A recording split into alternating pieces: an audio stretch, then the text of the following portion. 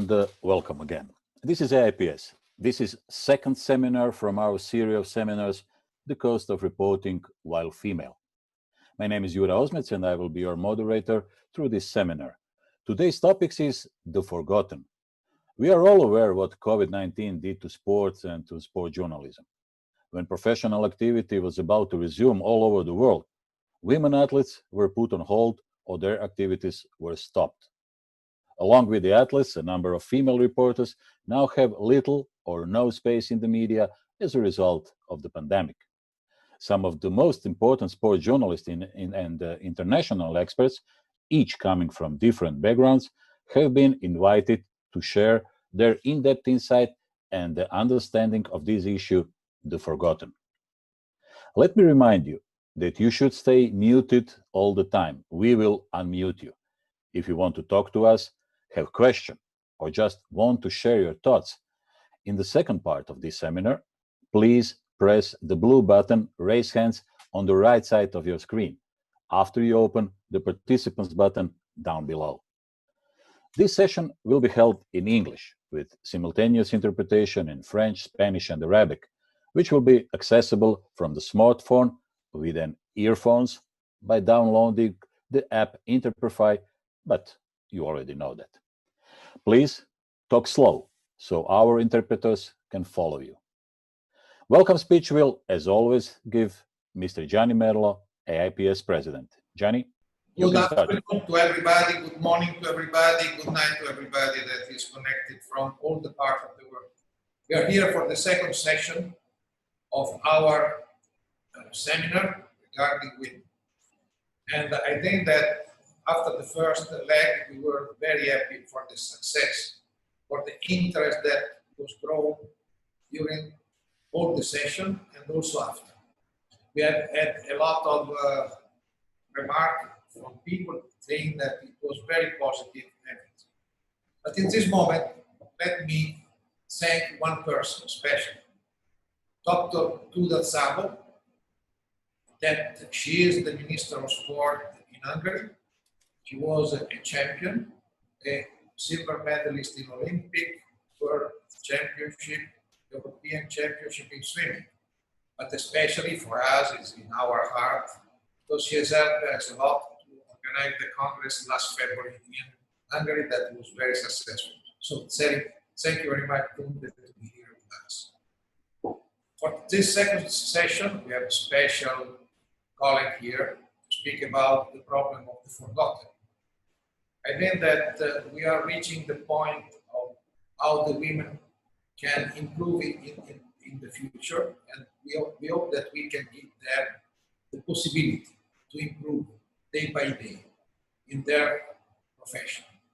So now, Jura, the word again to you to begin. Thank you very much, Gianni. Thank you very much to, in this moment, 156 of you that you are with us. So we will start in Italy. We will start with Emanuela Audisio. She's a special correspondent of Italian newspapers La Repubblica. She's the only Italian journalist to have continuously followed the Olympic Games, the World Championships in football, boxing, athletics, and swimming. Congratulations, Emanuela, and you have the floor.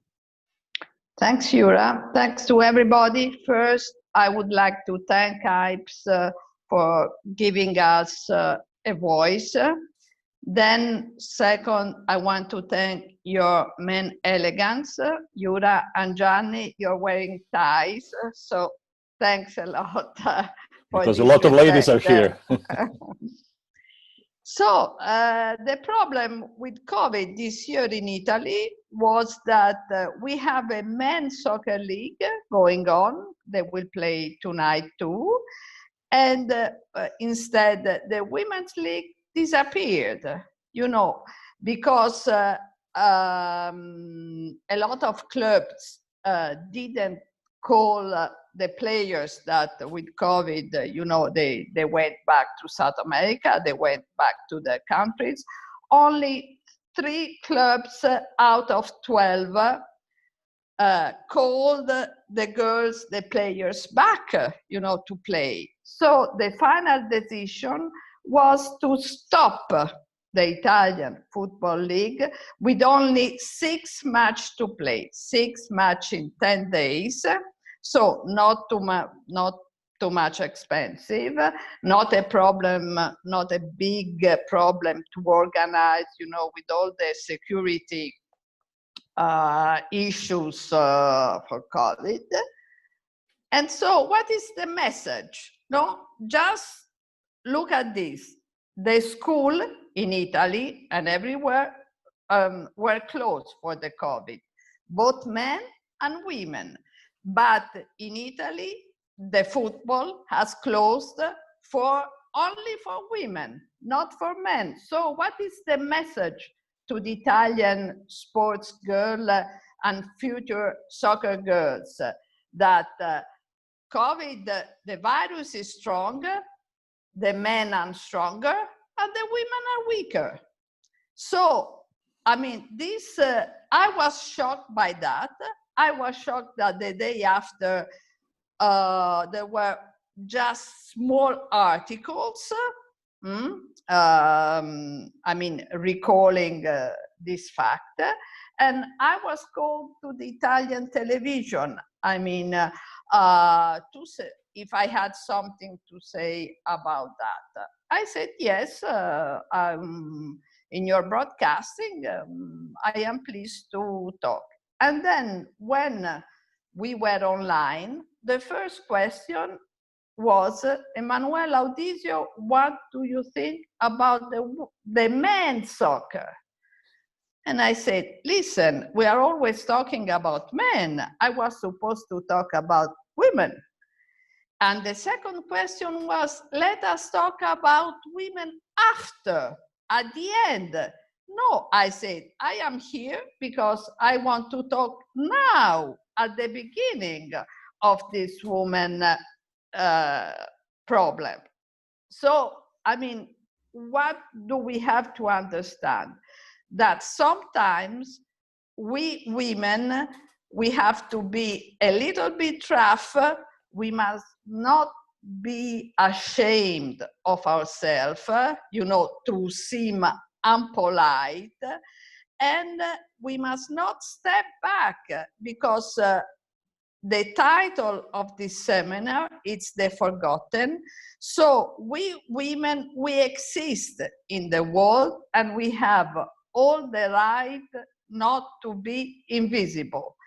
The second advice I would like to give to my colleagues is, when I am called to participate to seminar, meetings, you know, sport festival, usually I ask, are there other women beside me? And often the answer is no, you are the only one. And so I say, listen, if I am the only one, I will not come. I want another woman in the panel, because it's not that women in sports, I mean, we have journalists, we have operator, we have women organizer, we have women's editor. I mean, we exist in the sport field, but when it comes out, as you say, the representation, to be on the stage, suddenly the women disappeared and you find a man. So this is my issue for now. Emanuela, thank you for now, because I'm pretty sure that you will have some questions to answer. And for your first appearing on Zoom, it was very good. Thank you for this. Thanks much. Now we are going to Hungary. My good friend, Zsuzsa Achisto, is a journalist, TV presenter, and lawyer specified in sports law. She is a former Hungarian gymnast who represented Hungary in 2 Europeans and 3 World Championships, as well as the Olympic Games in Seoul 1988. Also, she is a member of AIPS Executive Committee. Zsuzsa? Thank you, Yura, and thanks for your nice words and your introduction. Basically, some of the things you've already told that I wanted to do as an introduction myself, but I still have some some other thoughts that I would like to share, and it is really a great honor that I can share my thoughts and my experience with you and with your audience. So also good morning and good afternoon and good evening to everyone.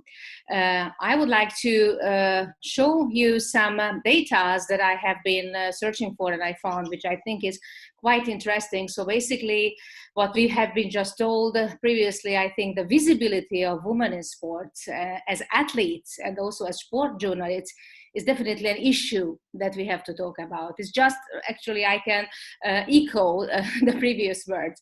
So this is the topic that I would like to share today with you.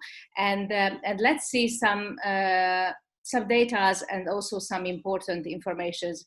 And let me introduce a little bit myself. As Yura was saying, I have spent 20 years in artistic gymnastics. I was an Olympic gymnast, finishing on the 8th place and competed in several international events. I studied communications and broadcasting in the University of Minnesota, and I have a degree as a sport manager and also a degree in law, and I am specified myself and I made my master's degree in sports law. However, my number one beloved profession was always sports journalism for more than or almost 3 decades by now. I think which was sort of a breakthrough after my career starting in 1992 was a couple of years later the chance, because I started out as a co-commentator in gymnastics, figure skating, and some artistic sports. Basically, the breakthrough was in 1998 when I could be one of the busiest anchor and also a show host of the France Football World Cup in 1998, which was absolutely something new on screen in Hungary, because before there was no women, no female in sports television in Hungary. So all these experiences that I have covering 7 Olympic Games and more than 100 sporting events basically made me and showed me the way that the more I was engaged with sport journalism and the field of sport, basically, the more men I have met along my way. And basically, what I wanted to tell you this is, and we can also take a look at soon the next slide, is this very, I would say, good phenomenon that in recent times, as you can see, sport broadcasting has becoming a little bit more accessible to women compared to the time when I started my career. This is a good news, but numbers show that there is still a noticeable gap. This slide shows for you the global statistics from 2018, and as you can see, the number of women who enter into sports journalism is still relatively low. According to this data, is about 8% globally. It is also very interesting, I think there is a work to be done that basically there is still a huge difference, what we can find, the amount of covering female sports compared to male sports in the sports press. This is something also that I think is a job that we have to work on. Let's see the next slide, because I think it's very, very promising, the phenomenon that within AIPS Young Reporter program, the e-college distance learning that was launched by AIPS during the pandemic, we could find that young female sport journalists in higher proportion have participated than men. So I can see some real definite positive changes, I would say, on the grassroots level of our profession. However, obviously, this movement, this is still not enough. Unfortunately, I think we are not the only one who has been recognizing the importance of that kind of change. For example, UNESCO is paying a very close attention by launching programs to reduce the gender inequalities in sports and sports media. So basically, these inequalities have been significantly improving in regards of the number of women participating, for instance, in the Olympic sports. As we all know, the IOC's strong intention and initiatives about that. However, and let's see the next slide, a lot has been changed in this aspect, and what has not really been changing, according to my experiences in the field of sport journalism, which is actually proven also by some different studies and also the UNESCO data, that women still only get 4% of sport media coverage, and that coverage, their physical appearance, family life, love life even, are referenced more than their athletic ability. So sexist headlines can really ruin what should be a perfect moment for a women athlete. We can and we should fight for some fairer coverage of women athletes, but for that I believe we need to have more competent, credible, professionally well accepted women in sport journalism. But how can we increase the visibility of women in this profession when external and global phenomena pop up out of nowhere like a pandemic and hits where it hurts the most? Let's see the next slide.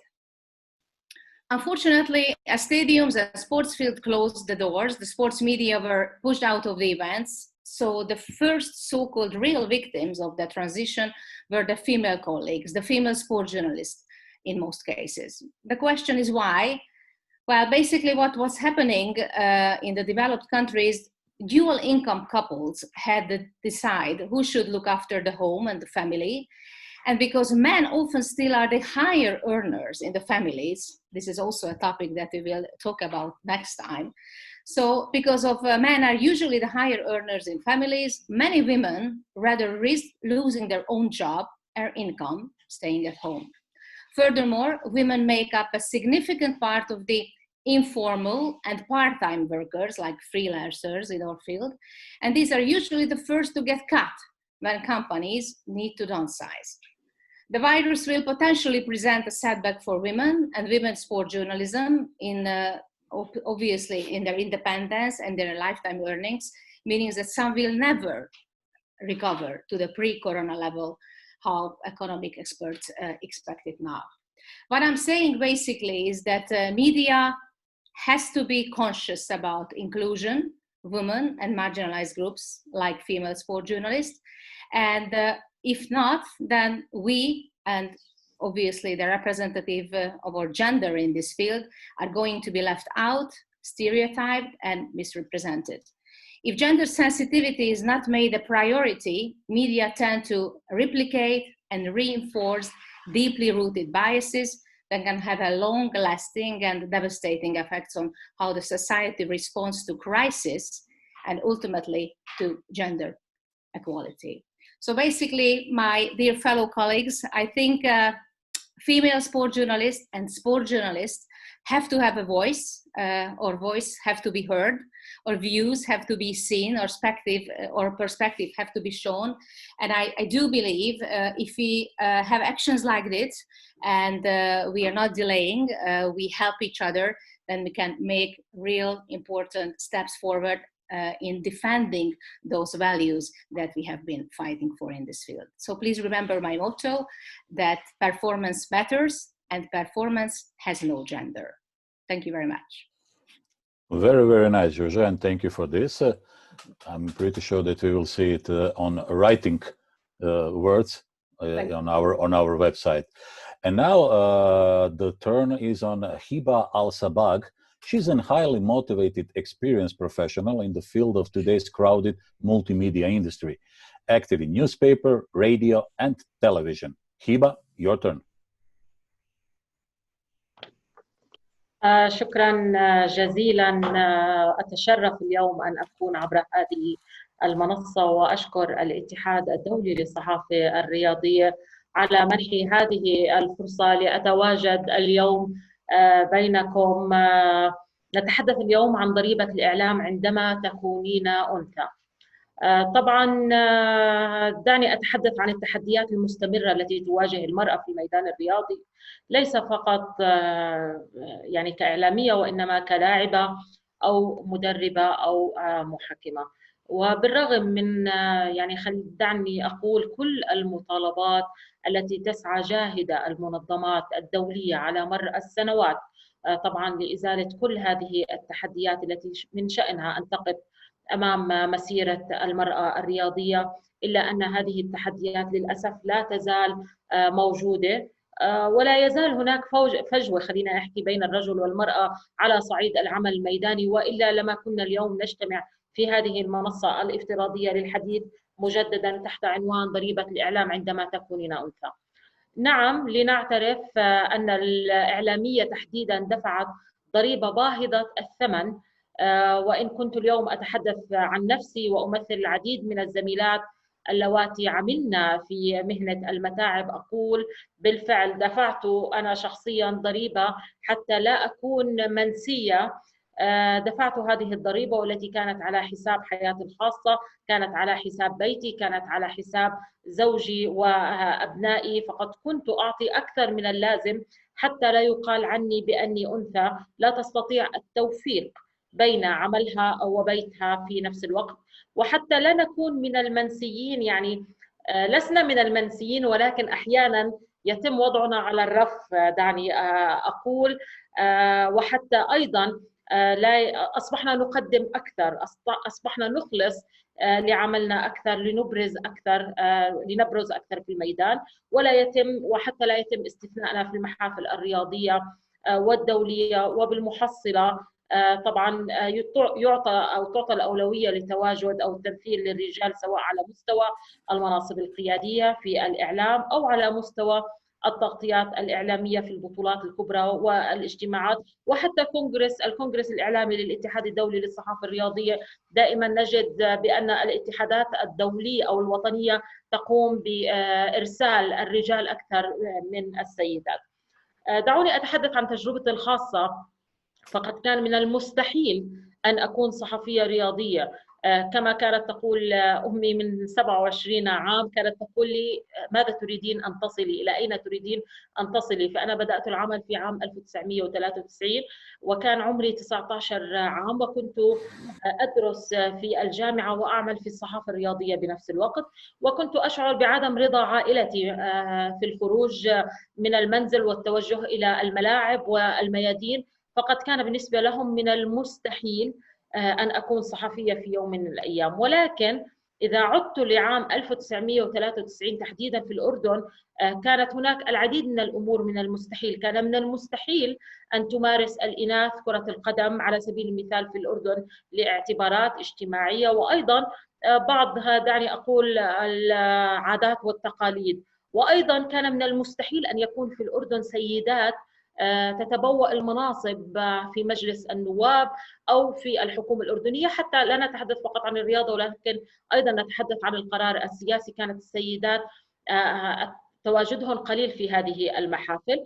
ولكن الآن عندما نتحدث في عام 2020 أستطيع أن أؤكد لك أن أصبح لدينا في الأردن المنتخب الوطني للسيدات لكرة القدم من أهم وأقوى المنتخبات في قارة آسيا، وأيضا أصبح لدينا العديد من السيدات تتبوأ المراكز والمناصب في العديد من القطاعات. وبالنسبة لي التي أنا كنت من المستحيل أن أكون صحفية رياضية، فبالإضافة إلى سنوات الخبرة فشغلت منصب مديرة الإعلام لبطولة كأس العالم للسيدات في عام 2016، وأيضا مديرة الإعلام لبطولة كأس آسيا للسيدات في عام 2018. هذه رسالتي: لا شيء مستحيل. إذا أردت أن تكوني من المنسيين أو إذا أردت أن لا تكوني من المنسيين، يجب العمل بجد، العمل لتمثيل ذلك وليس لتحدي الآخرين. التحدي الذات هو الأهم بالنسبة لي. وأيضا أقول: نحن كإعلاميات في منطقة الوطن العربي حتى لا نكون من المنسيين وحتى لا يتم وضعنا على الرف، كان دائما يقولون لا يوجد إعلاميات متخصصة في مجال الصحافة الرياضية في الوطن العربي. فمنذ 5 سنوات بدأت أبحث عن زميلاتي اللواتي يعملن في نفس المهنة، وطبعا منصات التواصل الاجتماعي ساعدتنا في هذا الأمر. وبالفعل قمنا وتجمعنا من خلال جروب على الواتساب، وقمنا بجمع أنفسنا من أكثر من دولة عربية، والآن أصبح عددنا 150 إعلامية متخصصة في الصحافة الرياضية، نمثل أكثر من 18 دولة عربية. أعود مجددا لعنوان المحاضرة اليوم. نعم، نقول: شكل فيروس كورونا تحدي كبير للرياضة في كل أنحاء العالم، ونعترف بأن الأولوية أعطيت لعودة النشاط الرياضي للألعاب التي يمارسها الرجال، وكأن السيدات تمارس الرياضة فقط في أوقات الرخاء. وباعتقادي يقع اللوم على المؤسسات الدولية من اتحادات وأندية لتمارس واجبها المهني ومسؤولياتها تجاه رياضة المرأة، وحتى لا تواجه أيضا اللاعبات خطر الاختفاء فعلا من الميادين الرياضية. الكل يدرك أن ما حققته تحديدا كرة القدم للسيدات مؤخرا معرض الآن للخطر. التراجع بعد توقف النشاط الرياضي بسبب جائحة فيروس كورونا، حيث تواجه اللاعبات تهديدا بالبقاء، قد تكون في هذا الميدان وقد لا تكون، وقد تفقد العديد منهن مصدر دخلهن جراء هذه الجائحة.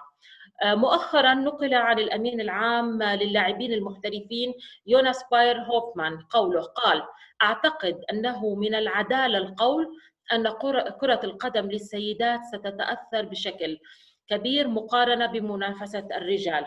إنها ضربة هائلة للعبة بالتأكيد، ستعيدها للخلف لسنوات وتحرمها من التطور والتحقيق بالفعل خلال السنوات الأخيرة إذا لم ننتبه لذلك الآن. يجب أن ننتبه لهذا الآن، وهذا طبعا بمساعدة كل الاتحادات الدولية. وأنا أشكر الاتحاد الدولي للصحافة الرياضية الذي قام بوضع اليد بالفعل على الجرح في هذا الموضوع.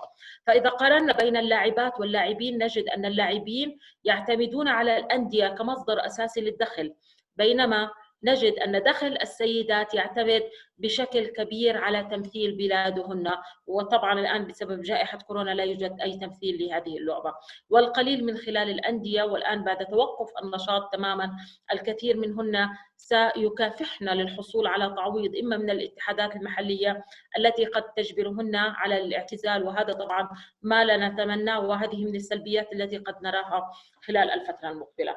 كما تعتمد منافسات السيدات بشكل كبير على البطولات الدولية من أجل الظهور والتألق، فيما يعني أن تأجيل أولمبياد طوكيو للعام المقبل أيضا شكل ضربة قوية. طبعا كل هذه التحديات بحاجة للعديد من القيادات والمسؤولين في مجال الصحافة الرياضية لتركيز الضوء. ونحن كإعلاميات يعني أنا سعيدة اليوم بالتواجد في هذه المنصة الافتراضية لأضع يدي بيد زميلاتي من كل أنحاء العالم لنحاول أن نساعد ونقلل من سلبيات هذه الجائحة. أخيرا أريد أن أشكر الاتحاد الدولي للصحافة الرياضية ممثلا برئيس الاتحاد طبعا السيد جاني مورلو على إتاحة الفرصة للتواجد بينكم، وأطلب أيضا من خلاله تكثيف الجهود لإنقاذ كل الإنجازات التي تحققت خلال الفترة الماضية في ميادين رياضة المرأة سواء على صعيد كرة القدم أو بشكل عام. وكما قلت نحن كإعلاميات جاهزات للمزيد من التحدي والعمل على تقليل الأضرار الناتجة عن جائحة كورونا. شكرا لكم جميعا، وأتمنى أن أكون قدمت يعني ما يفيد هذا العنوان الكبير. Thank you very much, Shiva. It was very, very good. And I must just repeat what have you said. You said nothing is impossible. I also think that nothing is impossible, and I think everything will be okay.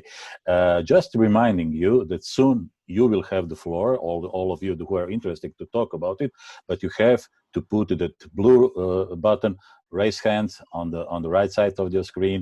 Please do it now until we are having the last panelist, and of course we will try to connect you, but please make your name and country to be seen so we know with whom we are talking to. And now the last panelist is Sabina Karki. She is a sub-editor in the sports department of Kantipur Television in Nepal. Sabina, your turn. Thank you very much. Good evening, good afternoon, and good morning for different time zone. I am Sabina Karki from Nepal, and I am a sports journalist working for Kantipur Television. I feel honored to be part of this event and hope that everyone is safe. Everyone is safe? Yeah. Thank you. And it's a great platform for me to share my opinion with people who share the same passion. Firstly, I want to share shortly my background. I like to introduce myself, cricketer turned journalist. I used to play cricket and I represent my country in junior level age group. But unfortunately, I decided to end my playing career and I choose this field. And now I feel I'm too younger in this field. There are so many senior journalists, and I'm really happy. In Nepal, we are also suffering from COVID-19. Now, more than 18,000 cases, and these virus cases, but Nepal's nationwide lockdown lifts by yesterday. So sports are going to resume, said to resume after few weeks. Intending today's subject, how sports is affected by coronavirus and how women's sports is neglected. Global pandemic COVID-19 has affected day-to-day life in every sector, and sports too has been suffering a lot. COVID-19 pandemic has affected world sports calendar like never before, even overtaking Second World War. At this time for crisis, women's sports is risk more than ever. When coronavirus hit the world, World Football Players Union warned that the women's sport would be hit much harder by virus than men's sport. Salary and sponsors deals are already much smaller for female than men. Women's leagues are less established. Women's professional leagues are usually leisure focused. This is a very hard time for sports. Though good news is major professional leagues are resumed. Top soccer league like Premier League, La Liga, Bundesliga, Syria, and other leagues have resumed and are nearing completion, but there has been near to null priority in order to resume women's league. In England, the Premier League has resumed on full swing with proper precaution in place. In other hand, Chelsea has been named winners of the Women's Super League title on a points per game ratio when the season was suspended midway just because of coronavirus. The next edition of the Men's African Cup of Nations has been postponed, but Women's Africa Cup of Nations has been cancelled. This is a very sad news for us. Coronavirus took away most of the sports from us, but women's sports, which has always been neglected by the world, is now even more impacted by this virus. In some cases, women's sports are excluded from media coverage also. This is my opinion, and I would like to request all the stakeholders, related bodies, authorities, please give some space women's athlete too. Thank you. Very nice, and thank you for this part of our seminar. This is the first part, or this was the first part, when our panelists have something to say and you are listening. Now it is your turn. First of all, there is a man who wants a word. His name is Gianni Merla. You know, it's very difficult to unmute myself. I think that my connection is not so good. And now you can hear me well, because before I said I received a message that my voice was not good enough for the translator. I wanted only to ask to my friend Eva, that when she said that IPS has to do something more for women, but I have to remind her that for 2 times in the Congress of 2013, the Congress of 2017, I proposed a new rule inside our statute to give a quota at least of 4 women in our executive. But unfortunately, I was heavily defeated, but not by men, but by women, that they didn't want to have this quota. I think that sometimes to reach some point, it's necessary to make step by step. I thought that the quota was not something against the woman. It was the possibility to have more women in the executive, and after so to have more women coming to the Congress. Because sometimes we have given a lot of better situation for women to come to our Congress, but they didn't come. So I think that it helps the women now to take a position, to discuss and to find a strategy, which kind of strategy we want to use to the future to improve, to work together better. Because I strongly believe that women's sport and women's sport journalism can be higher. But if we don't work together to reach a point, we will never reach anyone. And I think that this is my personal experience. Maybe that I was not good enough in proposing, but the answer of the women was very clear. They don't want to be helped. They want to reach the point thanks to their possibility. But I think that to succeed, we need also sometimes to find small and honest compromise to improve. This is my opinion. Thank you very much. Thank you, Gianni. Hiba, anything to add? هل أستطيع أن أعقب على كلام السيد جياني؟ هل أستطيع أن أعقب على كلام السيد جياني؟ Yes, yes.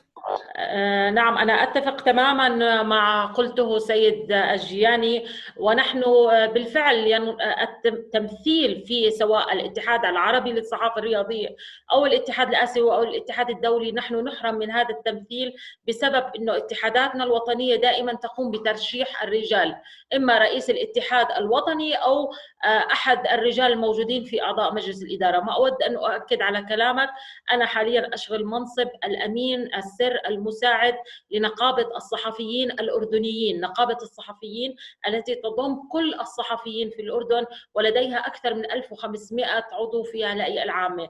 لأول مرة في تاريخ انتخابات نقابة الصحفيين في الأردن تصل سيدة من الصحافة الرياضية، وأعتقد هذا الشيء يعني كان بمجهود كيف نثبت نحن، كيف نتحدى ذاتنا ونثبت أنفسنا في هذا المجال. ولكن في بعض الأحيان نحن قادرين على التحدي، قادرين على تمثيل أنفسنا، ولكن في بعض الأحيان نحتاج للتشارك، أن نعمل معا. نحن لا نريد أن نتفوق على الرجال ولا الرجال يتفوقون علينا، نريد أن نضع أيدينا مع بعض وأن نعمل مع بعض حتى نستطيع أن نصل. ولكن أنا أتمنى بالفعل أن يكون هناك حل استراتيجي في الأيام المقبلة لقضية تمثيل النساء في الاتحادات الدولية. وشكرا. Thank you, Hiba. This was very good. Now we are going to hear Ray McManaman from Ireland. Ray, welcome.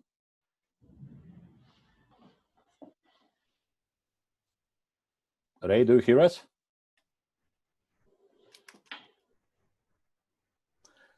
Unfortunately, Ray could not connect. I must warn you, when you see on your screen the sign, do you allow us to unmute you? Yes, you must confirm that. You must say, yes, I allowed it. Then we can unmute you. So, Ray, if you see the sign, please just confirm that you want to be unmuted. If not, Maybe Guerreira from Venezuela.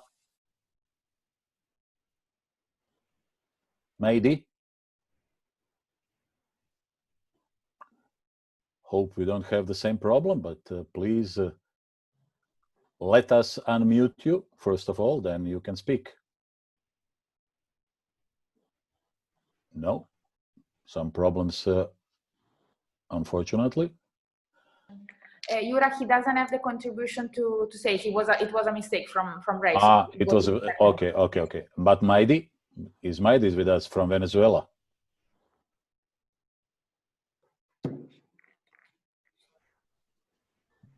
No, we are going to Balsam Alayub. Balsam Alayub. Hope this will be okay. Hi, everyone. Hi. Hi. Thank you so much for giving us this opportunity and highlighting the struggle of women in sport media and sport field in general. And also my best regards to Mr. Gianni, who is one of my best friends, and he is really a big supporter. And I knew him since a long time. He is really doing very well in women empowerment and highlighting women's role in the sport field, especially in sport journalism. I'm from Kuwait, and recently I'm an athlete, I'm a champion, and recently last year, I was elected as the only woman in the sports clubs, general sports clubs in Kuwait. So between 15 or 16 general sport club, which is run by men forever, I become the only woman as a board member in Kuwait Sport Club. So for me, this is a huge challenge. Although I've been a player in that club for more than 15 years and I've been doing a lot of projects there, but concentrating on women's role, on leadership, that was a huge struggle. The thing that I want to highlight as the Mrs. Hiba, أمسي عليك أختي هبة from الأردن, I agree with her, and I knew that we belong to the same region in the Middle East. Most of the highlights that women in sports and journalism and media in general, when the world do anything regarding those topics, the Middle East is unknown spot for the world. Everyone had a certain image about women in sport in our region, but it's not real.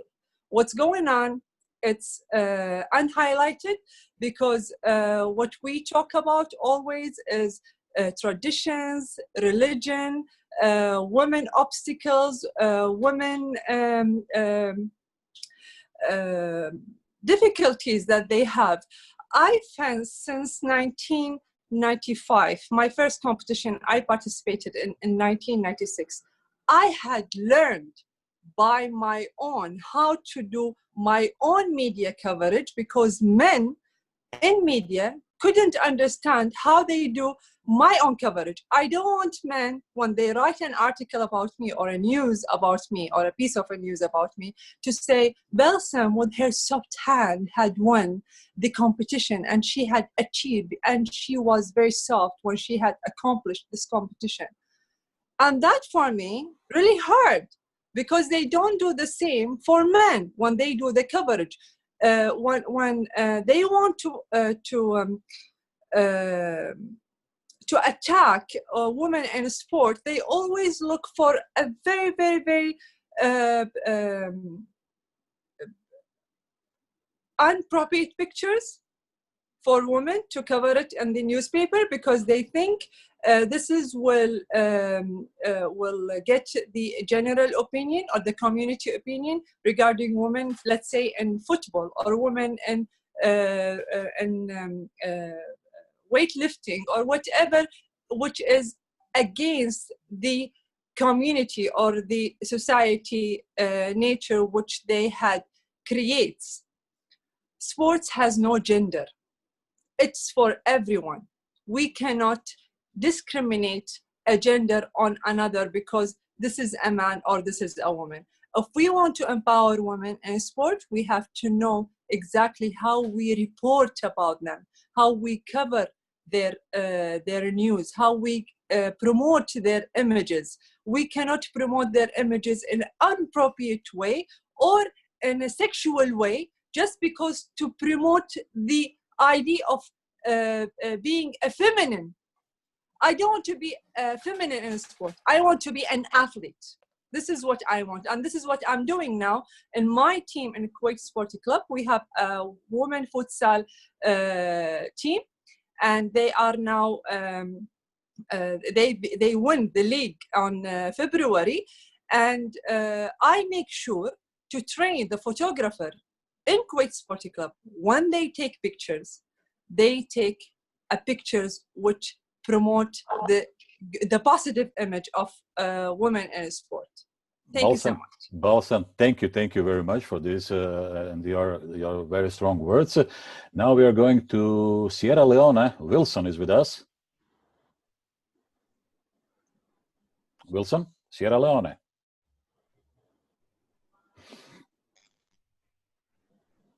Do we have Wilson? If not, Areli Franco. Okay. Yeah. Oh no, we have it. We have it. All right. Thank you very much, AIPS, for this great opportunity. Can you be closer to the microphone? We can't hear you. All right. Thank you, AIPS, for this great opportunity. And it's been a very important session so far. Learning a lot from yesterday and today. But I just want to pick on the words of Sabina. Sabina noted that she feels like she's too young to go into the achievement she's achieved in journalism. So I want to ask if she could respond on helping to at least share with us what are some of the greatest challenges she's overcome as a young reporter that have taken her to that height. Thank you. Thank you for your question, Sabina. Please, Sabina Karki from Nepal.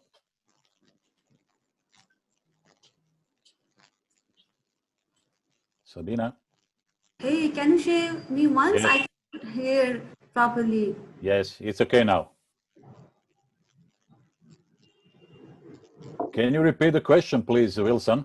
Yes, yes. Sabina, can you hear me? Okay, I can hear you. Please ask me question. All right. You mentioned that you feel like you are too young to have achieved what you've achieved. As a young reporter, though a male, I want you to share with us what are the greatest obstacles you've overcome despite being young to reaching this far as a young female reporter.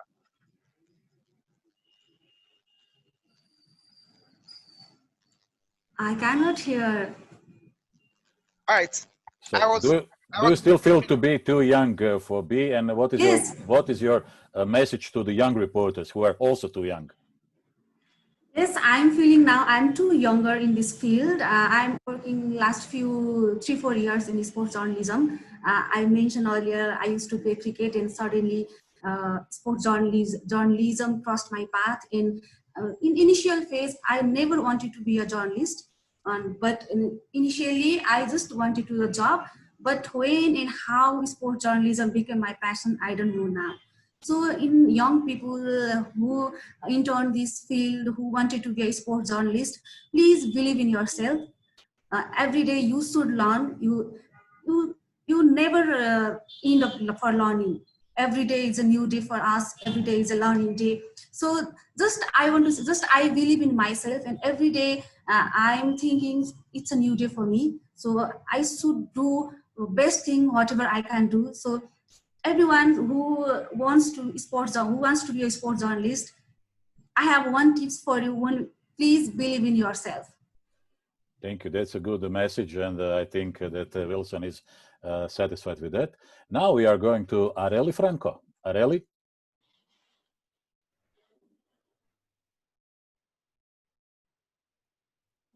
No, Areli with us? So let's hear Dema Khalid from Kuwait.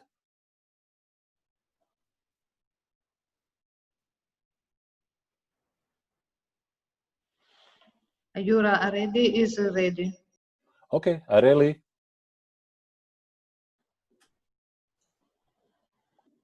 Areli went away. Okay, maybe we will have it in a minute. I will ask one question that we get in written form.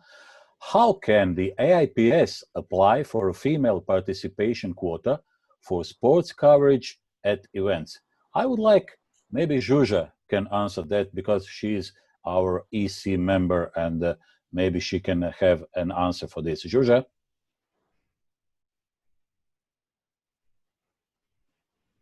Or maybe Zsuzsa is also. No, I'm here. I'm here. Okay, thank you, Zsuzsa.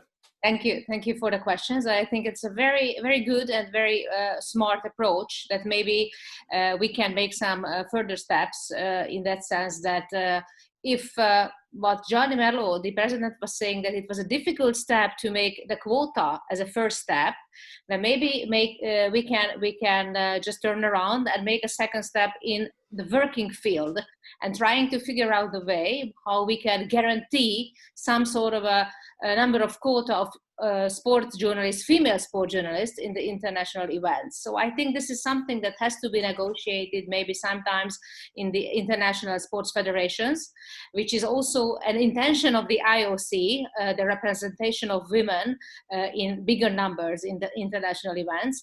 So I think this is definitely a good idea and a new initiative that we should be thinking about in the future. Maybe we could make sort of a incubating environment for those women who are underrepresented in the international events, because working at home in their own country sometimes is also difficult, but sometimes it's even more difficult to take an international step out to major international sporting events. So maybe we can ask for some help from the International Sports Federation, and in some sort of a collaboration between AIPS and the international federations, we could make a further step to guarantee a bigger number of female representatives of sport journalists at the international events.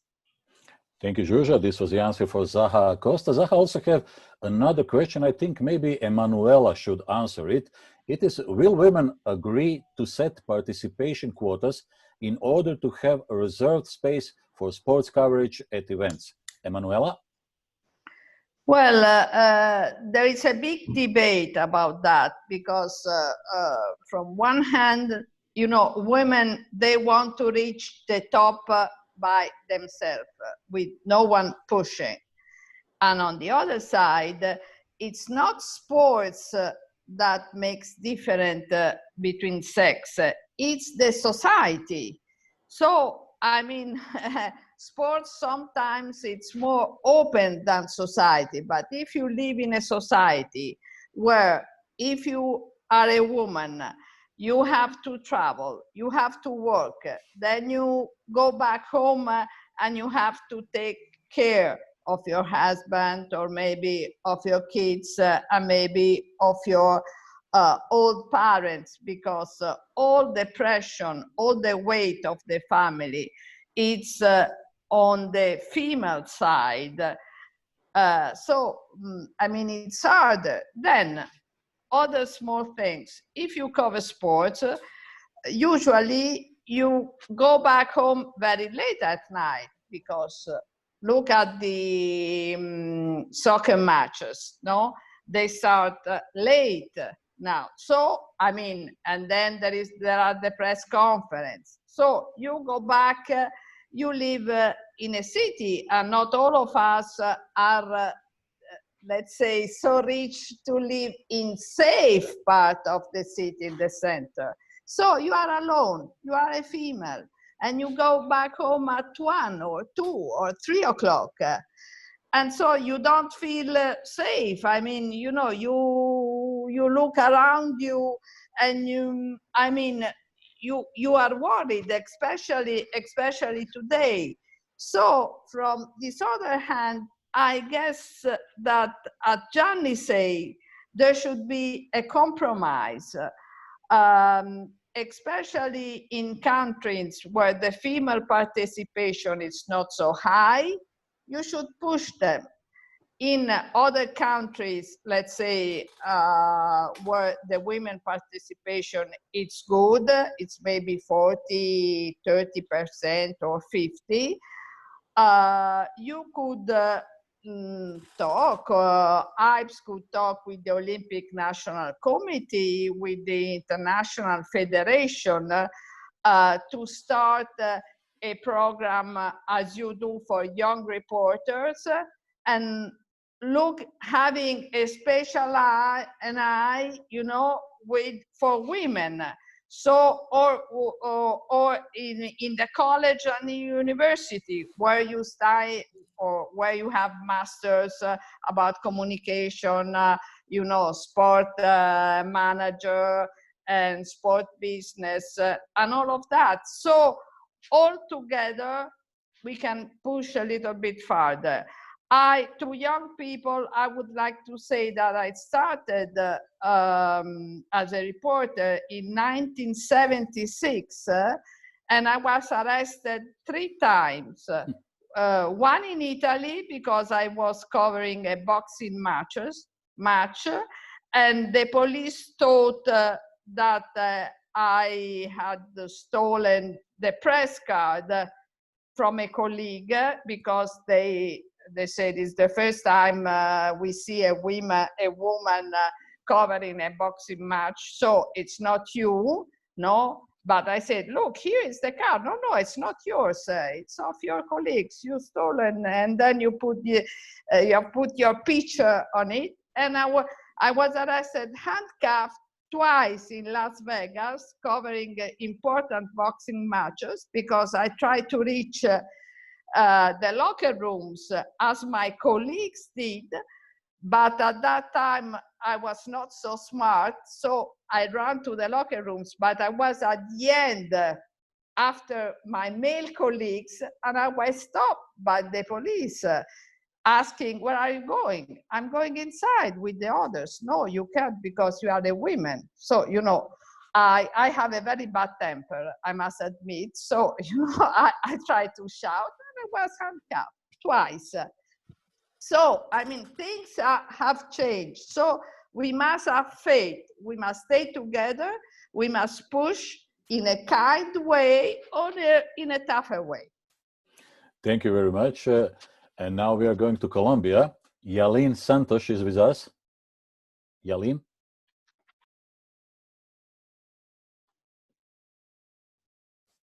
Yalin Santos, Colombia.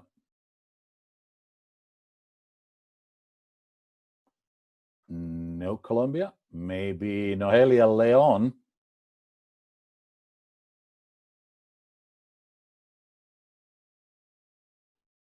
There are a lot of problems today. I don't know why, but anyway, just remind you that we have some time for your thoughts. It is about 3 minutes, so please be aware of that. No Leon, maybe Magali Layton.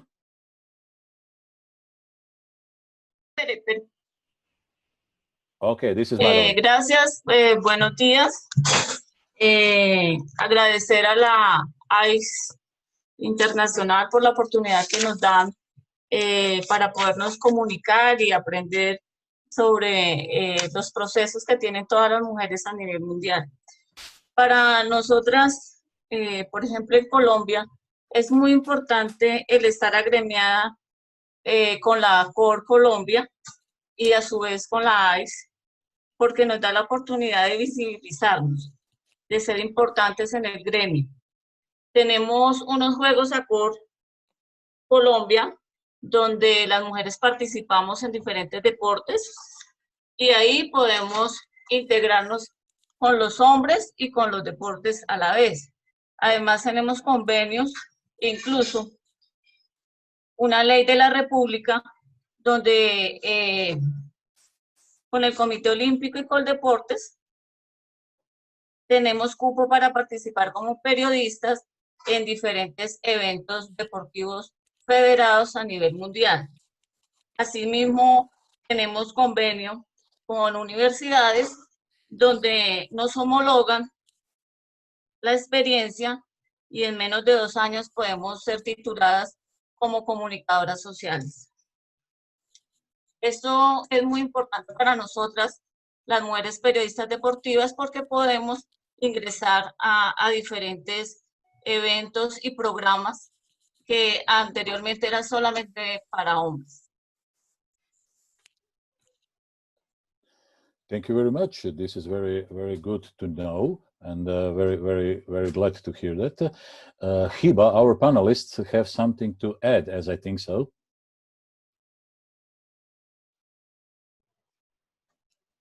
Hiba?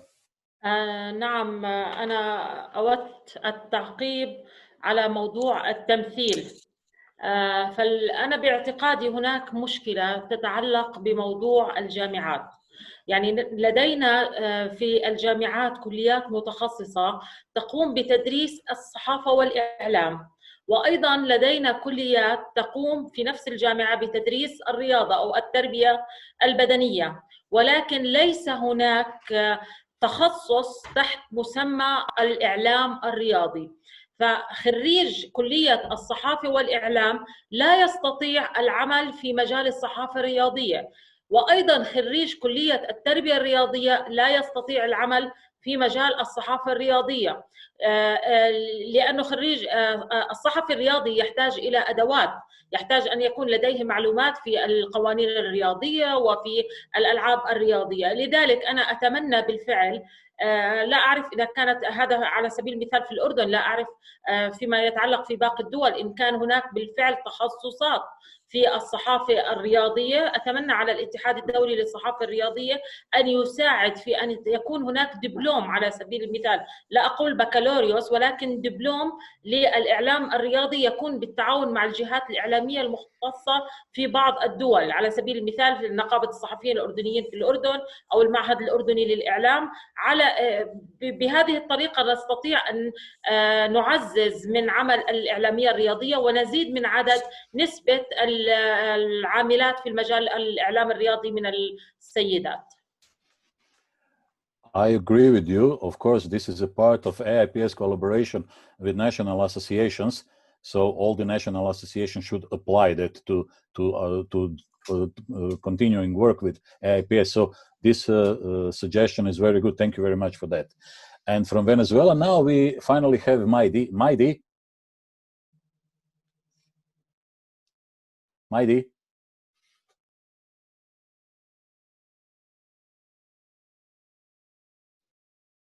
Okay, she was there. Yes. ¿Me escuchan?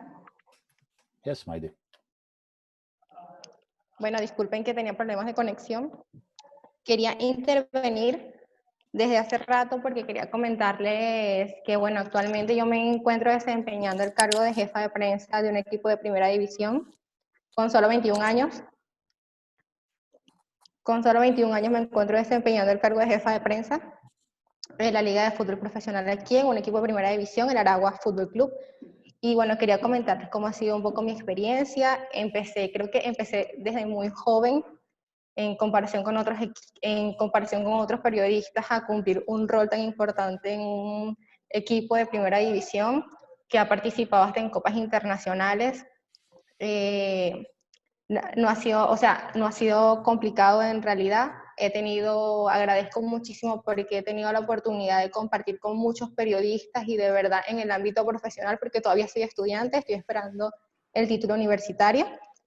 He tenido la oportunidad de conocer a muchas personas a nivel nacional, periodistas deportivos de distintas cadenas como DirecTV Sports, bueno, aquí los canales especializados en deporte del país, y he tenido varios tutores y varios mentores que de verdad me han impulsado y de ellos he aprendido muchísimo. Quería comentarles que a pesar de la corta edad no es una barrera. Ser mujer y ser joven no es una barrera para ejercer el periodismo deportivo. Tal vez en otros países son un poco más complicados. Aquí en Venezuela, bueno, de los 19 equipos de primera división, solamente 3 equipos cuentan con un jefe de prensa femenino, con una mujer. Entre ellos me incluyo, que con solo 21 años, bueno, puedo agradecer muchísimo eso.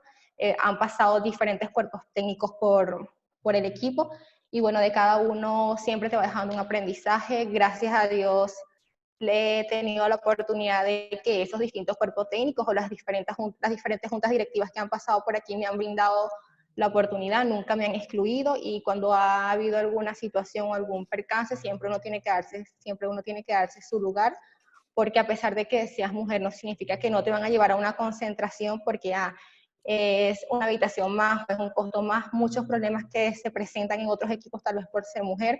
No, si eres la única mujer en el equipo, tal vez no te incluyan en los viajes, no te incluyan en las concentraciones, porque eso genera más costo, genera más dinero y más gastos para la institución. Son cosas que se tienen que dar su lugar, y son cosas por las que hemos luchado muchísimas de las mujeres que nos encontramos en este país. Me ha tocado cubrir competición internacional con el club, a pesar de que no he trabajado en algún otro medio de comunicación, no he trabajado en radio, no he trabajado en televisión, sino únicamente con el club, porque soy muy joven a cumplir este rol en la institución. El periodismo institucional, por así decirlo, y más en un equipo deportivo, también de ir a televisión, de ir a la radio, acompañar jugadores, realizar conferencias de prensa, las organizaciones. También me ha tocado cubrir con el equipo, con el club. Recientemente viajamos a Chile por... Okay, Maidi, I would say that we have learned that you also are sending us a message that everything is possible and nothing is impossible, and thank you for this. Now we are going to our old friend in India, Hazarika.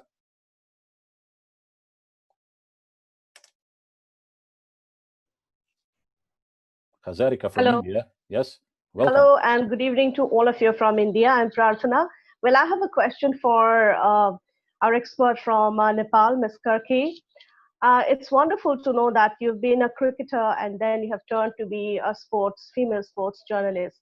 I would like to ask her, how has her life been very different from being a sports athlete and then, you know, turning over to be a sports journalist? The biggest barrier that she has overcame as a female sports journalist. Sabina? Sorry, Yura, Sabina is not in the video at the moment, so probably she just moved from the video, so we can keep the question for later.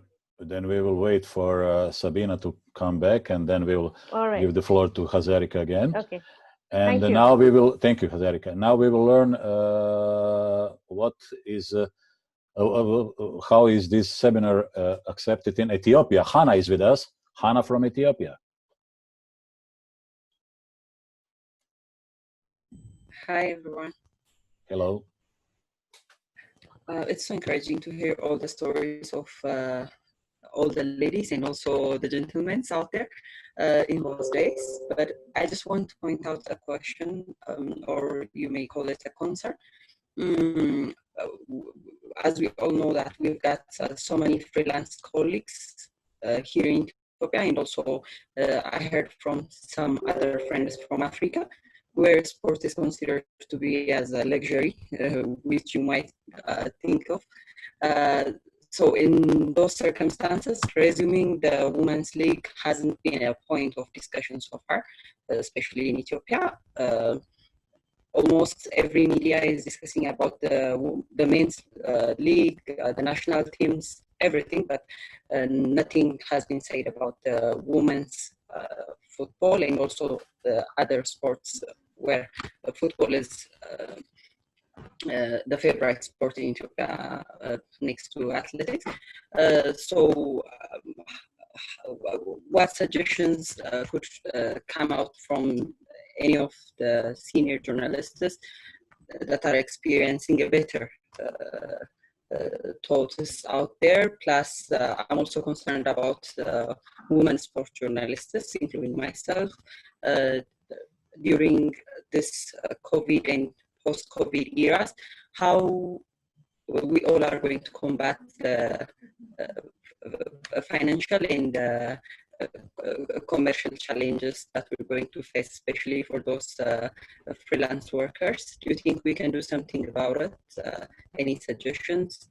Okay, to anybody special or to all of them? Anybody who is interested to address it. Maybe Hiba can tell us something about it? Hiba?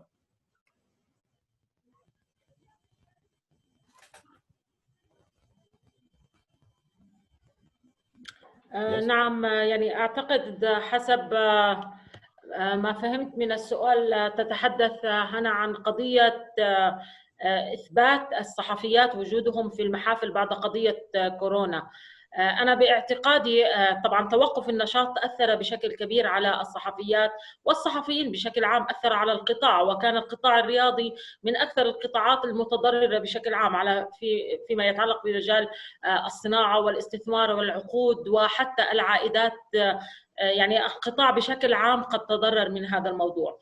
على سبيل المثال أنا بشكل شخصي قمت خلال الجائحة، كانت الصحف الورقية في الأردن توقفت عن الإصدار واكتفوا فقط بالإصدار عن طريق الأونلاين وإصدار الPDF على الإنترنت فقط. فكنا نحن كصحفيين وصحفيات مطالبين بالعمل من المنزل، فكنت أفكر ماذا أستطيع أن أعمل، وكل القطاعات الرياضية مغلقة، الأندية، الملاعب، كل شيء كان مغلق. فقمت بالتعويض بطرح بعض القضايا فيما يتعلق بمواضيع التأثيرات السلبية على اللاعبين واللاعبات بعد قرار تأجيل أولمبياد طوكيو على سبيل المثال. الآن أقوم بعمل زاوية رياضية متخصصة تحت اسم رياضيون تحت الإقامة الجبرية، تنشر كل يوم اثنين وخميس في الصحيفة. أقوم من خلالها باستضافة أهم النجوم في الوطن العربي، وأيضا يعني أود أن أؤكد بأنني استطعت الوصول إلى هذه النجوم بعد الثقة الكبيرة والخبرات المتراكمة التي أصبحت لدينا. فاستضفت نجوم على سبيل المثال أسماء مثل حسيبة أبو المرقة كانت ضيفتي، حفيظ دراجي، المعز علي، فهد خميس من الإمارات، نادر السيد من مصر. كل هذه الأسماء من أهم الأسماء في الوطن العربي، وهم من النجوم سواء في ملاعب كرة القدم أو غيرها. فحاولنا أن نقدم للقارئ مادة مختلفة، وأعتقد هنا يأتي دور الصحافة الاستقصائية. لا نستطيع أن نقدم أخبار، لا توجد مباريات، لا توجد نتائج. نحن بحاجة إلى صحافة استقصائية، أن نقدم مادة مختلفة إلى القارئ. فباعتقادي أنه هذا هو الاختلاف، وهذا هو ما كنا نستطيع أن نقوم. بالتأكيد هناك تأثيرات سلبية على الجميع ودفعنا ثمنها. أنا على سبيل المثال توقفت رواتبنا في الأردن لمدة 3 أشهر، وحتى الآن توجد رواتب متأخرة للصحفيين في الأردن. هذه كانت نتيجة بعض التأثيرات السلبية التي تأثرنا بها بسبب هذه الجائحة. أتمنى أن أكون جاوبتك على السؤال. Yes, thank you. Maybe just the other part of the question could be answered by Emanuela, because I think it was a matter of young freelancers, how they imply to this kind of COVID-19 problems. Emanuela, do you have any suggestion for the young freelancers?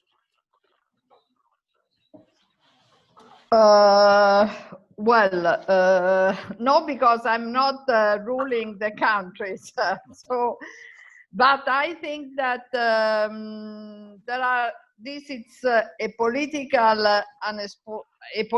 issue and a sport issue. We should ask that all the money that now it's coming to, let's say, to fight the recovery fund to fight COVID, a percentage of the money that sports it's putting,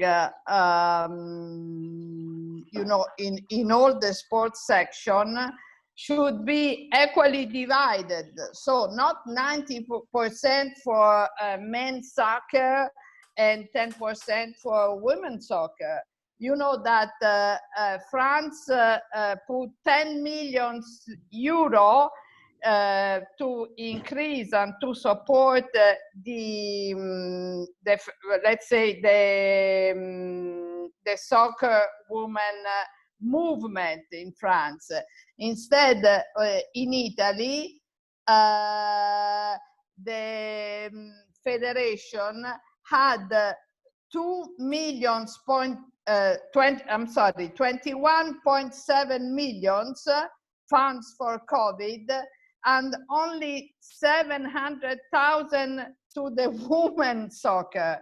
No, so I mean, you know, it's there is no equal pay. You always have high rates for men and low rates for women. So to increase young people in this different moment, because in Italy too, I mean, we have less pages in sports. The editors, the publisher have asked us to reduce our salary because, you know, you write less and so you've been paid less.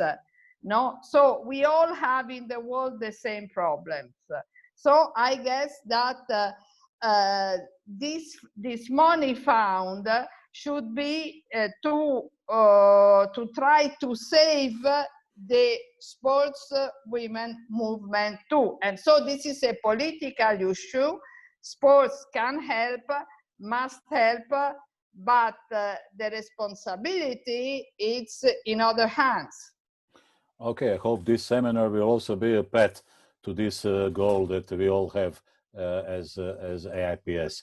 Thank you very much. Now we are going to Congo. Letizia Dembo. Letizia from Congo.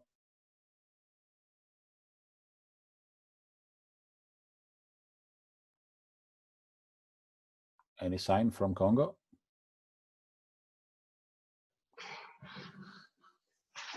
Maybe Angelica Castañeda from Colombia can join us. Angelica, Colombia.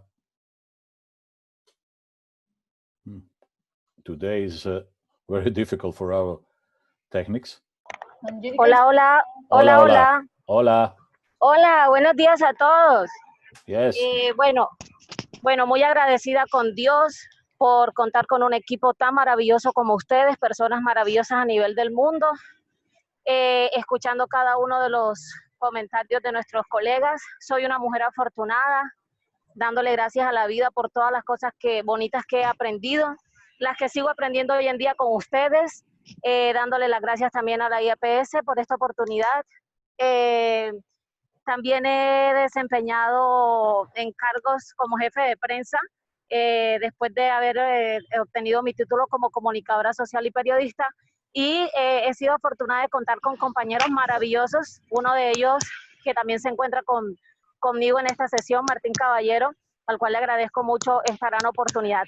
Quería saludarlos, quería compartir esta satisfacción de poder contar con personas maravillosas como ustedes y desear bendiciones para todos. Yes. Thank you very much for these nice words, especially to AIPS. Gianni Verla. Yes, sorry if I ask again to speak, but I wanted to remind what Anna said before, that in many countries, in some countries, the government has helped even the freelancer or the journalist. For example, before I've seen our friend from Ireland, for a while, they were helped, even in Italy, they received only 600 euro, but for 3 months at least was something. The problem is that are the journalistic association in every country that has raised the bar, have to raise the bar of their negotiation. Because unfortunately, what we can tell about ourselves is that many times we never choose to go to discuss, even in a hard way, with the authorities what are our rights. Sometimes we are too soft. And it's not only a problem of women, it's also a problem of men. So it's all together that we have to fight to reach some point to negotiate with the government and also with the company better solution, especially in the moment of crisis.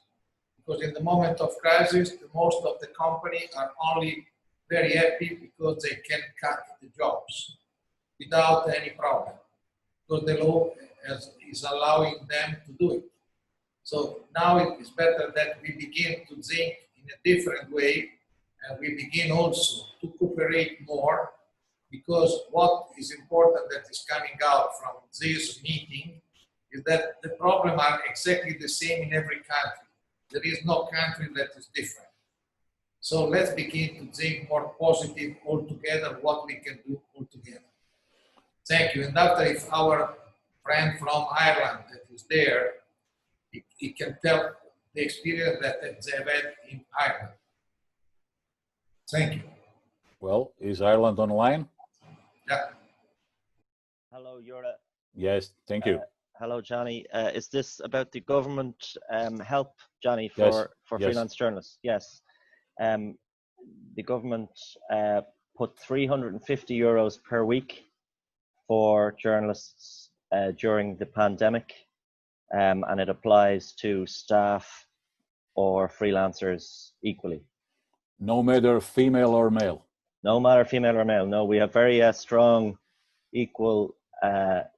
equality legislation in Ireland that doesn't allow the discrimination on the basis of gender, or there are, I think, 9 different categories that people can't be discriminated on: race, gender, sexual orientation, a few others, age, I think. So this is very good to hear.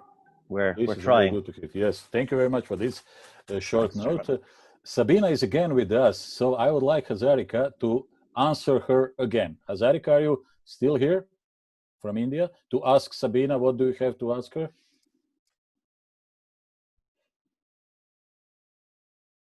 Hi, Sabina. How are you doing?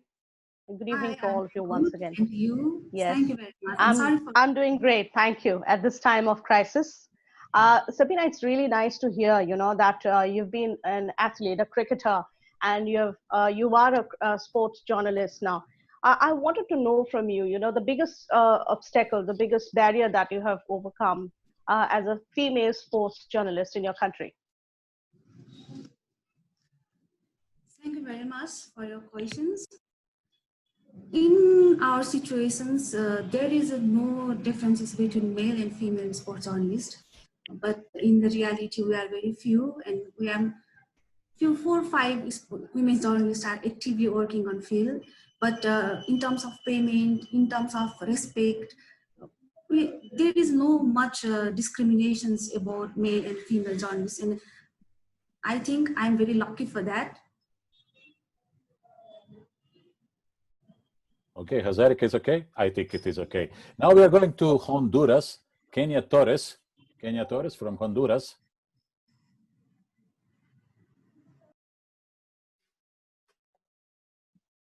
Hola.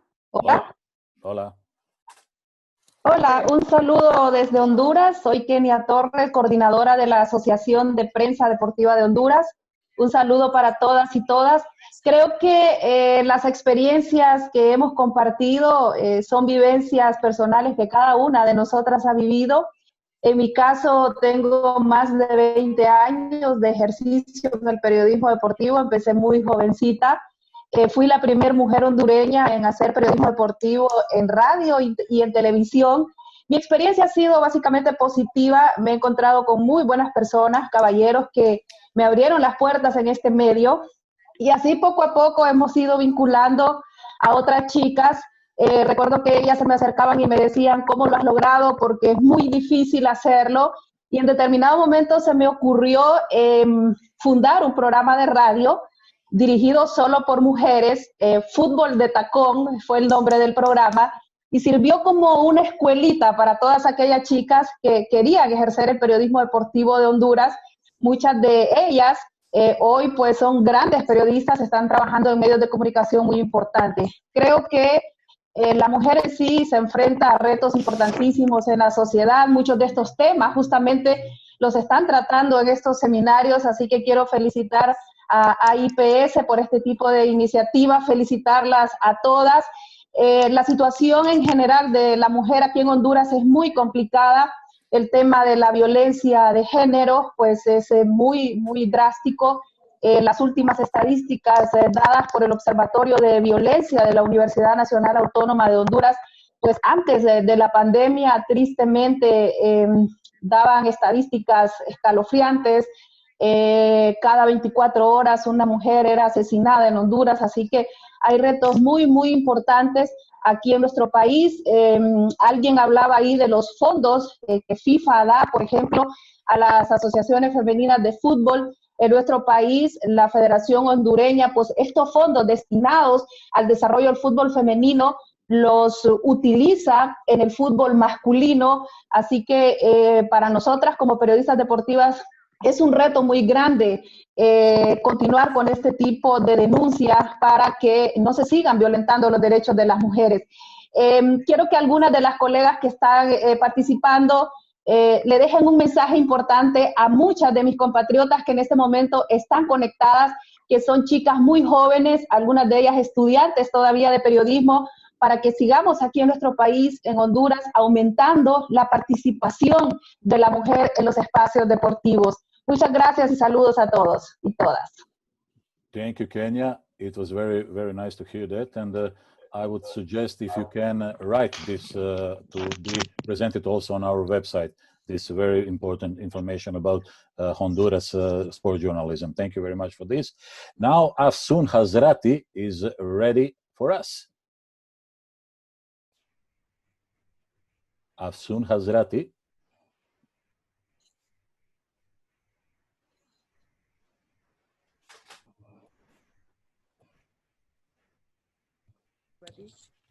Good afternoon. Good afternoon. We are listening. Thank you so much. Previous session, I asked about harassment and abuse about women in the authority of Iran Association treated me, and as we know, we had a Me Too movement, and it is. Afsun, I think we have a big technical problems. huge Afsun, issues. Afsun, I think we And have a big some technical problems. women, So I'm sorry, we must cut it. I'm sorry for that because yes, we can't hear yes, you yes. because it is very, very, very Is it- separated. We can't hear you in a clear voice. Please try again. Okay, Try again. okay. We are listening for your trying again. Yes. Do you hear me? Yes, now it's much better. Please ask your question. Yes. The previous session, I asked about the abuse and harassment about women in the workplace, and authority in Iran treated me that why did you ask this question?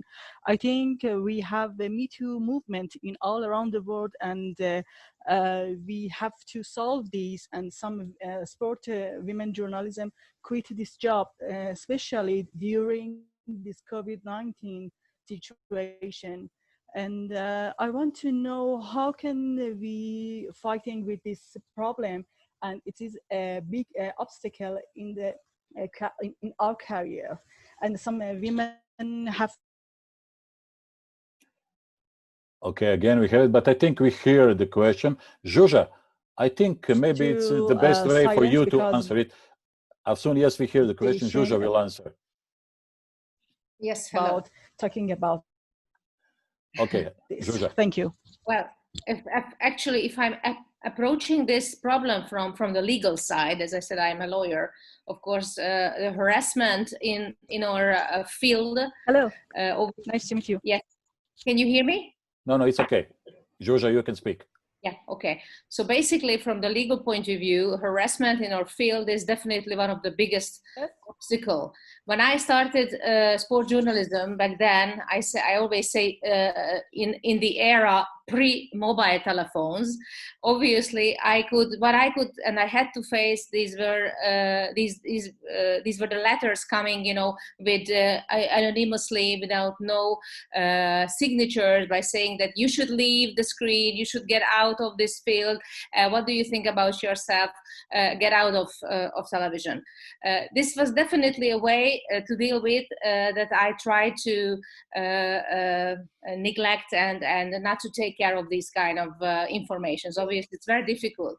Today, when you are working in a digital world, and there is social media, and there is a possibility to be commented negatively, obviously it's a very difficult obstacle to face, because you really have to somehow preserve your soul and your dignity while obviously you are in the front, and then sometimes you're really having difficult times.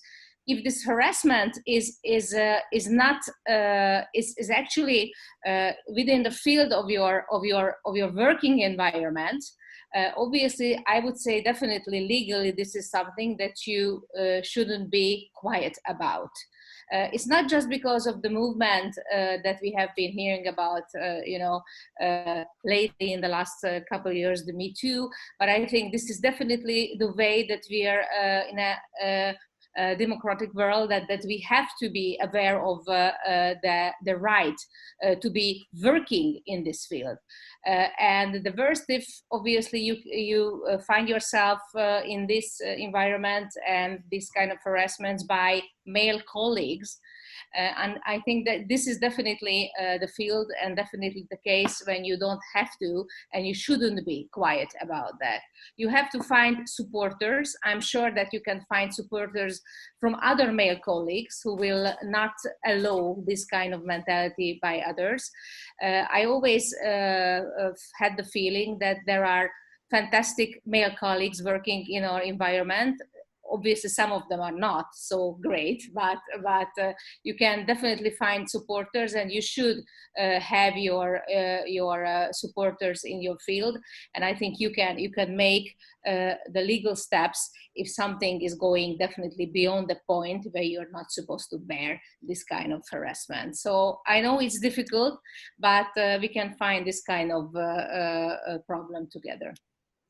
Thank you, Georgia, and thank you, Afsun, for this very, very good question. Your rising hands are getting smaller and smaller. Only one rising hands we had in this moment. Francis Joseph from Congo.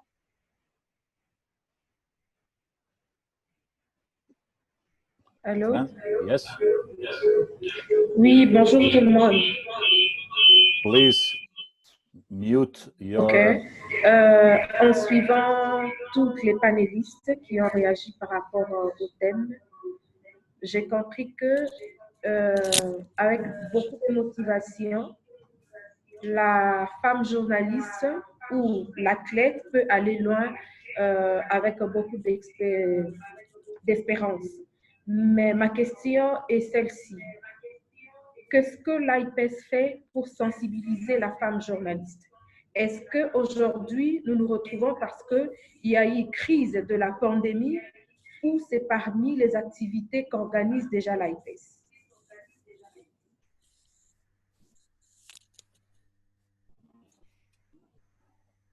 Well, I think I can answer on that. This is AIPS working. This seminar is also in the goal to be a goal to rise the women world in a world of sports.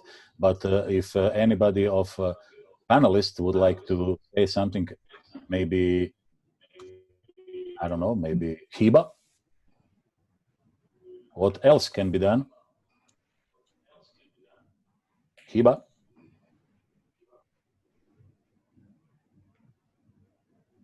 Or maybe Emanuela. نعم. Yes. Okay. Hiba is with us. نعم.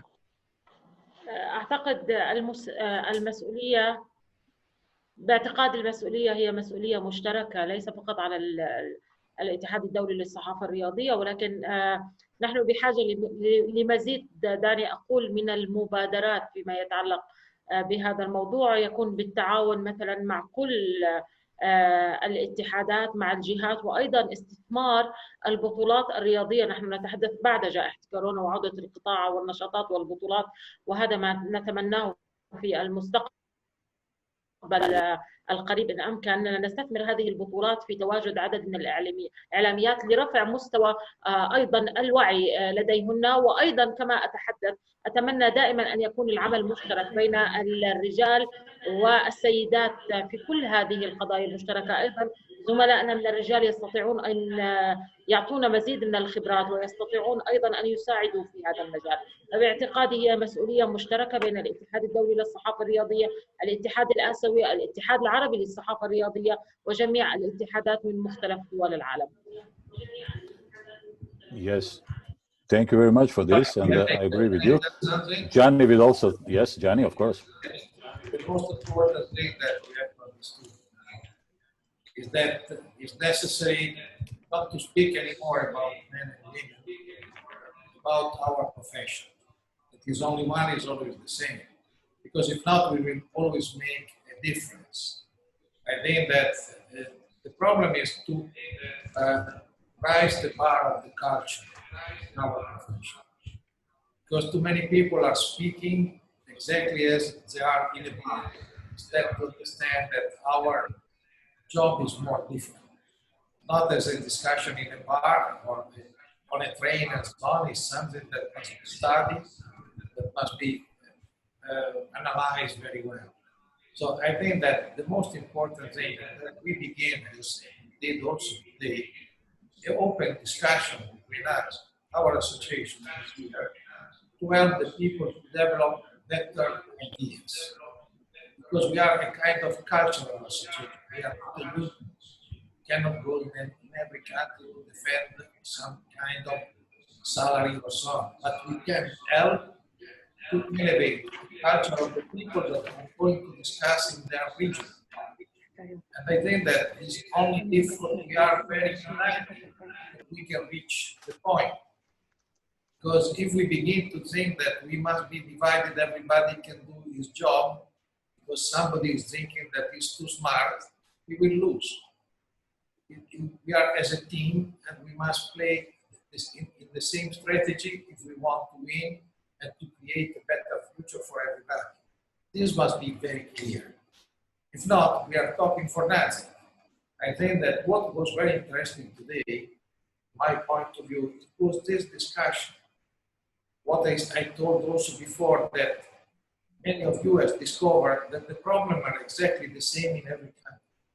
So for this reason, it is necessary a united answer. And we have to study all together, looking to the different situation in the different countries. But the problem is the same. There are many faces of the problem, but behind the faces is the same problem. So let's work together and let's take this seminar as a starting point to begin to work together to help each other. This is my point of view. Thank you. Thank you, Gianni. Now we will have, our time is slowly go to the end, but we will have two more rising hands. From Venezuela, Miriam Braco. Miriam, can you hear us? We are listening to you. Miriam Braco from Venezuela. Ok, Yep. ¿Me escuchan? Sí. Bueno, soy Miriam Bracho de Venezuela, periodista deportivo desde hace más de 25 años, de las primeras mujeres que ejerció esta profesión en mi país. Fui la editora jefe del segundo periódico de mayor circulación en Venezuela durante 16 años. Con respecto a lo que se está planteando en este seminario, yo quisiera hacer la invitación a todas aquellas mujeres que estoy viendo aquí, que han pasado por tanto, que han aprendido tanto, que así como han superado obstáculos, también han recibido el apoyo de muchas personas en ser multiplicadoras de lo que ha sido nuestro trabajo, de poder llevar a las personas más jóvenes, bien sea en las universidades o a través de seminarios o de incluso de las redes sociales, de qué es lo que estamos haciendo y que muchas más pueden hacerlo. Es como se dice, en la unión está la fuerza, y yo creo que esta es la forma y esta es una gran iniciativa para poder ir cerrando cada vez más esa brecha en cuanto a salarios, en cuanto a trato, y en cuanto a lo que es la cobertura de eventos nacionales o internacionales. Mi experiencia ha sido quizás muy parecida a las otras que he escuchado aquí, de discriminación, de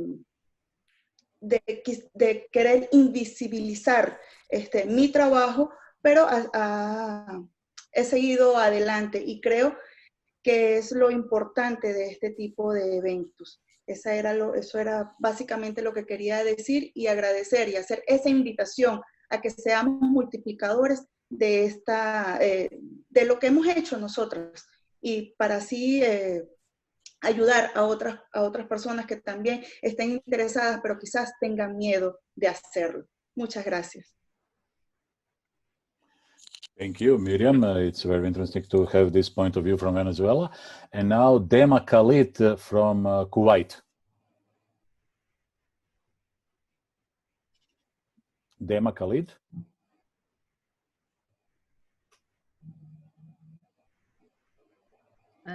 Sorry, I had some problems with the connection. Maybe again, Yalin Santos from Colombia is with us. She was trying to connect, but we have some problems earlier. Yalin, is it okay now? Yalin, hello. Ok, buenos días. Agradecerle a AIPS por esta gran oportunidad. He escuchado con atención todas las intervenciones. Creo que tenemos miles o quizás millones de historias de grandes mujeres en el periodismo, pero yo insto a AIPS a que se realicen más actividades, que vayamos a la práctica. AIPS tiene un gran momento en estos momentos y creo que es la oportunidad para reforzar las actividades que se hacen, los seminarios, actividades académicas, de formación en países como Latinoamérica, en Colombia, creo que la presencia femenina es todavía muy tenue. Hay grandes periodistas que han hecho formación, que han estado presentes, pero están ocultas, están silenciadas, están olvidadas. Entonces creo que es el gran momento para que la asociación AIPS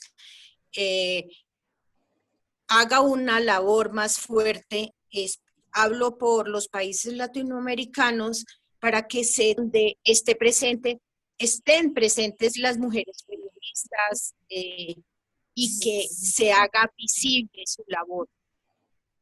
Creo que es importante, además, porque en el caso de Colombia, las asociaciones de periodistas están atravesando por un momento que no están siendo muy respetadas aquí en el país. Entonces es importante que se haga esa labor, pero que venga desde AIPS. Muchas gracias. Thank you, Yalina. I think now we can finish with your question, because I still have one question to ask to all four of our panelists. So this question would be, have you or have we learned something from this seminar? What is it? And what should be our next step? So let's start with Emanuela.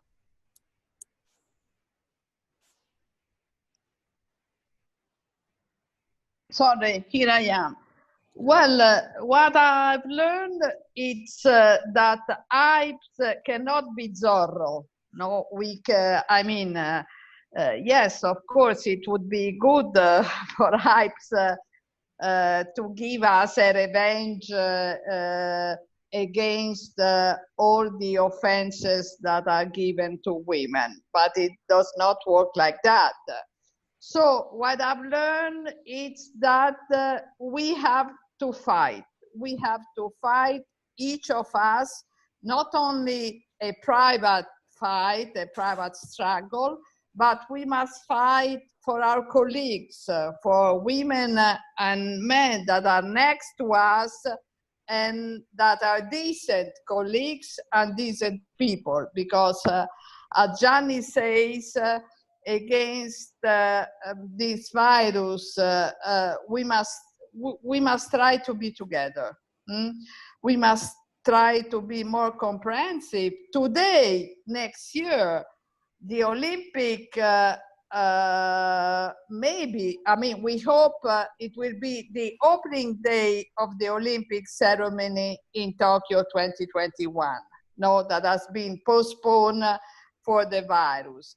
And still we are in an unknown field, because we don't know if there will be an Olympic, if it will be an open door Olympic for everybody, for athletes and for spectators. So that means that we have to challenge a very hard and unknown time. So what I've learned is that we have the same problem. Yes, maybe we are facing the same storm, but we are not in the same boat. So, we have stronger boat and we have very fragile boat. And so we must try to give respect and to gain respect. And we must ask for help and for solidarity and for economic fund, because even if it's, let's say, not too much polite to speak about money, money in our lives, we will also speak about that, don't worry. Yeah, gives us, the freedom, gives us a way to be independent. So it's important. And we must try to understand the problem of other colleagues and try to help. This is the only way. Thank you very much, Emanuela. Sabina, what is your experience after this seminar? Sabina Karki. Thank you very much. It's a great experience for me, and I learned a very Hello. No, Sabina is okay. Sabina, Yalin, can you mute yourself, please? Sabina, please, we are listening to you. Thank you very much for having me. It's a great experience, and it's a great learning for me today, and I'm really, really happy for that. So thank you very much once again. I think, in my opinion, this type of program AIP Asia will organize in future too, not only for female journalists. You should invite male journalists too. This is our common problem, not only female, but male and female can fight for each other, and this is our common problem. Thank you, Sabina. She wasn't our panelist today, but she was panelist 2 days ago. Tracy Holmes is also with us. Tracy, can we hear from you? What have you find out? What have you learned during this seminar? Tracy? Okay, can you hear me now? Yes, of course. Look, I just think it's amazing hearing from a whole other panel of women from a whole lot of other countries as well, and all of the great questions that have been asked. And I think one of the main things that we should take away was probably well summed up by Gianni. And in a private chat that I had earlier today with another female that is quite senior, that works in sport and has worked around the world, the lesson seems to be that while ever we see ourselves as something that is different from the majority, it makes it more difficult for us to prove that we should be there as equals. And I think the phrase that was given to me today by this person was that we need to let our work do the talking. And it's a situation where the work that we're all doing proves that we can do the job. We've proven we can do the job. And it's almost like we have to stop seeing ourselves as the other and just putting ourselves there at the front. You know, I think everyone has said that slightly differently tonight. Thank you very much, Tracy. Be with us next Tuesday when we will have another seminar. But now we will close our panelist with Hiba. Hiba, what have you learned today? نعم، تعلمت الكثير. تعلمت اليوم أنني لا أريد أن أكون الأفضل، ولكنني أريد أن أقدم الأفضل. تعلمت بأن تجاربنا مشتركة، تحدياتنا مشتركة، ونستطيع أن نضع أيدينا بأيدي بعض حتى نكون قوة ضاربة أمام كل التحديات والعوائق التي ستستمر. يعني أنا أذكر أن التحديات تحدثت عنها قبل 27 عام عند بدئي في الصحافة الرياضية، واليوم نتحدث عن تحديات مشابهة قد تكون ليست تمسنا نحن بشكل شخصي، ولكن تمس الجيل الجديد اللواتي يعني يبتدئنا في هذا العمل. فأنا أشكر كل من أعطانا اليوم الفرصة لنكون على هذه المنصة الافتراضية حتى يبقى صوتنا عالي. واليوم نؤكد، بدأنا بعنوان محاضرة تحدثنا عن المنسيون، ولكن بفضل وجود قيادات دولية واتحاد مثل الاتحاد الدولي للصحافة الرياضية نحن لسنا منسيون اليوم. شكرا لك. Thank you very much. And the final word with the panelist is giving to Hungary, to Zsuzsa Achisto. Zsuzsa.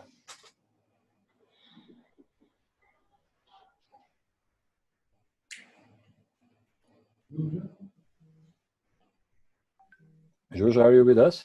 Yes, I am, absolutely. So thank you, Yura, for the opportunity, and thanks for everyone for these fantastic thoughts. The most important that I've learned today that thank God we are now in a different era. So when obviously we are less at the moment in numbers compared to female sport, compared to male journalists, but listening to all these fantastic stories from all different continents, knowing that colleagues, fellows are basically facing the same sort of difficulties, obstacles, that also means that now, thankfully to AIPS, we have an organizations behind our back finally. We have basically an association which is really taking steps forward to change the situation. So when I started my career, I was not just alone, but there was no such organization in Hungary where I could go and ask for some help. So I think, which is a fantastic thing, that time is changing, and now we can really have our voice heard, and which is very good. It's not just heard, but I think we can make steps forward. And I'm really glad that today I also was encouraged by a lot of other speakers, knowing that even though we have difficulties regarding the pandemic, regarding our status in this field, but I think with some good initiatives, sometimes using the best practices of some other countries, we can adopt those solutions, and we can really reach out to each other and help to make steps forward. Thank you, Zsuzsa. It was a very nice closing words. I must remind you that AIPS is still working for you and is working for sports journalism. And thank you for this participation in this seminar. The next seminar will be on the next Tuesday, the same time, 2 p.m. Central European time. Be prepared an hour or 40 minutes earlier, but be with us. It is very important, and I'm sure that very soon AIPS will have a very strong and very powerful women commission, which is very, very important, as we can see not only today, but 2 days ago, and as we will see in the next week. Thank you very much for being with us. Yes, Johnny is here, yes. You forgot the most important thing, the title of the next session, because I know that people are not interested, but next session we will speak about money. Money, yes, of course. The wages. You know, maybe that you girls are not interested in money, but you know, we poor men sometimes we look for the salary, and so we will fight for our salary.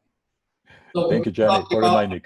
About money, and I think that I thank everybody. I thank my team. I thank Yura, because I've seen that our team and Yura are perfect.